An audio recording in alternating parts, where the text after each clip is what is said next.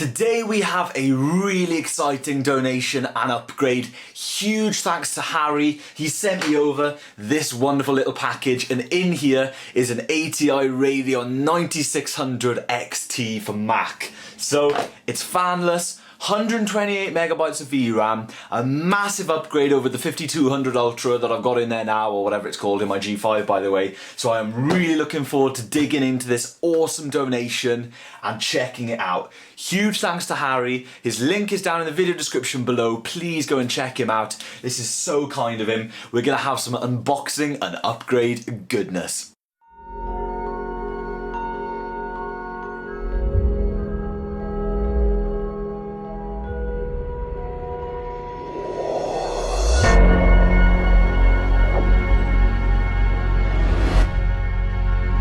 So let's tear into this box. I have indeed temporarily lost my knife, so the scissors will have to do yet again.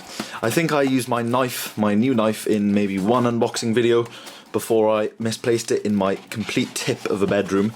So we're back onto the scissors for now, but that's not exactly a bad thing, because whatever implement I'm using, I love ripping into these donations, especially when they're incredibly useful, just like this one. He was kind enough to send this to me for nothing, and yeah, I'm speechless at all these donations, guys, and it's fantastic because it's a particularly tricky time for me financially at the moment, as you guys know. And this is in what appears to be an anti-static bag. And this is cool, it's actually closable. That is really cool, I've never had one of those before, that's fantastic. So here it is, packed up really nice, straight from Harry. We do indeed have a Radeon 9600XT for Mac. Lovely, lovely card. We have a DVI and an ADC, which is the exact same setup as I'm using up there now for my dual monitors. If you guys want to see how my PowerMac G5 is behaving at the moment, I did indeed make a video about it when I just upgraded to dual screens. And I had the 5200 Ultra, which is the card that's still in there now. But now I've got this little baby, and it should handle things one hell of a lot better. It's a big, big improvement. So I'm going to carry this card along with my camera, tripod, and screwdriver up to the studio, and we are going to stick in this card and see how much of a difference it makes. I think it's going to make things one whole lot better for my G5. So here is my G5 sitting in the studio, guys. I do indeed apologise for the low lighting. It's quite late in the day and the sun's around the other side of the house. So we're on the floor, and let's pull off the side panel. Again, apologies for low lighting, guys.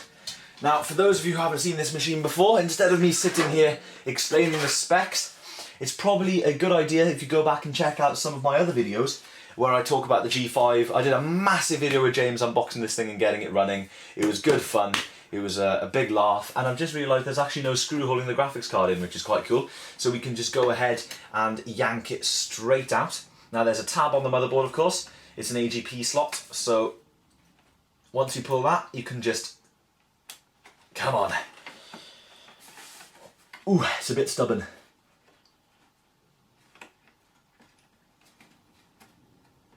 There we go. So this is indeed come on, there we go.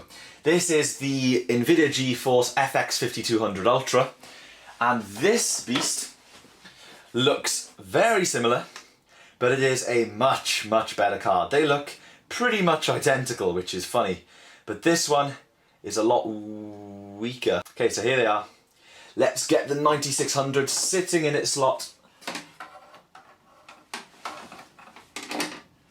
And it's funny because this other card, this USB card, I'm going to pull this out because there's no screw in this either, and yeah, I don't really need it at all because I've got a USB hub on my monitor. So let's get this card, find the guidelines, and push it straight in. There we have it. That card is clipped in, not screwed in. I do not recommend that at all, guys. If you can find screws for this kind of thing, then please do so. I'm sorry if this video was a little bit cut all over the place, but it is by far not over yet. And the side panel of this G5 is quite a bugger to get on because of all the damage to the case. There we go. And that is locked into place. Lovely jubbly. So we're going to rotate that back. And I'm going to plug everything back in off camera because it'll take me quite a while. And here we go. So that's that done. We have taken out the FX5200 Ultra, which is very weak and a non-needed flopping about because I have no screw USB card. They'll both come in handy. But for now, let's power up the system. There is a specific order in which I have to power this system up. And the computer is on its own separate power, so we're going to hit that power button and we're going to see if everything boots successfully. I'm really excited to see the difference. I just hope everything goes okay, because this G5 has given me a few interesting problems along the way. Waiting for some display. Moment of truth, really.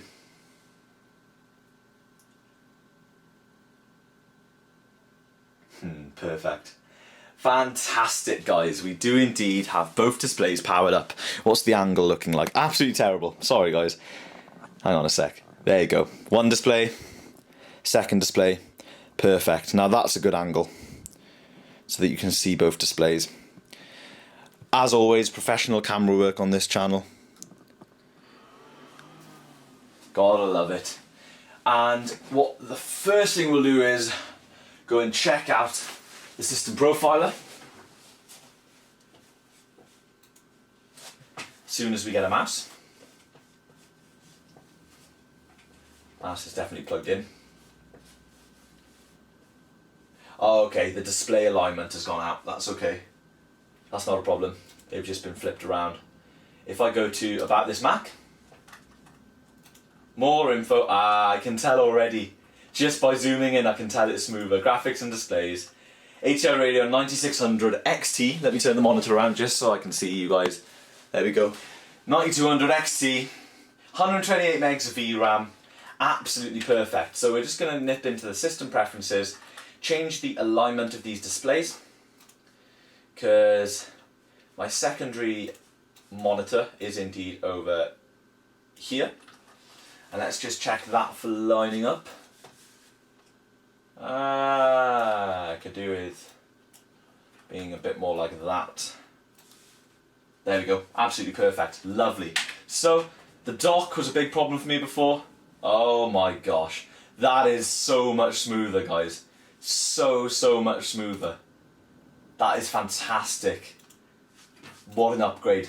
So I've done quite a bit to this G5. Let's open Logic, and whatever loads up first will play. Don't know what will load up first, but it was struggling with the meters and whatnot before, so it'll be really interesting to see how it copes with that.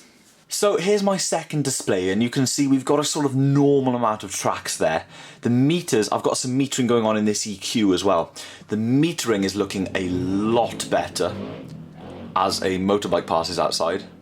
That's one slight issue with recording up here.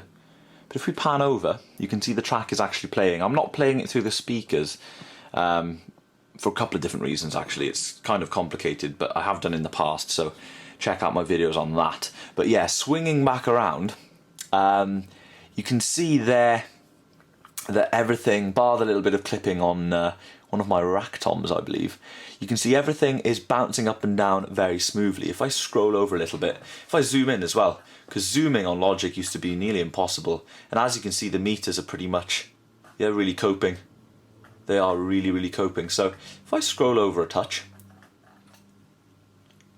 because there's a few more meters to be had. Sorry about my phone there, guys. Yeah, there we go. You can see all these other meters over here. Absolutely perfect, and everything is still buttery smooth on the display. So I can grab stuff and I can move stuff around much better than I could before. Now, of course, that's lagging a little bit, but what you've got to remember is that this system is a single 1.8 gigahertz G5. It's running a fairly modern piece of software. in comparison to, you know, what was around when it came out. It was low-end G5 when it came out, and I really do push it to the max. And there's quite a lot of plugins being used, not an extensive amount, but there is a fair share of plugins being processed at the same time. So this has been an uber successful video. I love that word. Huge thanks to Harry. Without him, this would not have been possible. So, guys, I've got a 5200 Ultra NVIDIA card up for grabs here for PowerMac G5s. I know it's pretty much the lowest end card, but if you guys need it, then let me know and I can send it over. Because I don't need clutter like that hanging around anymore. I'm going to be having a clear out, so keep an eye on my eBay stuff. And while we're talking about the video description, please head on down there. Like I keep saying, there's a lot of really useful links. It's good to follow me on Twitter and like my page on Facebook for some exclusive stuff that I don't announce or reveal on YouTube. Haven't been doing a lot of that of late, but it will start to increase. As you guys know, I'm pumping out a few more videos now, and it's really, really good fun. So again, huge thanks to Harry. His link is in the video description, and as the song ends, it's time for the video to end. So I'll catch you all next time in probably another upgrade video or something very similar, because you guys know I'm pretty much addicted to my tech.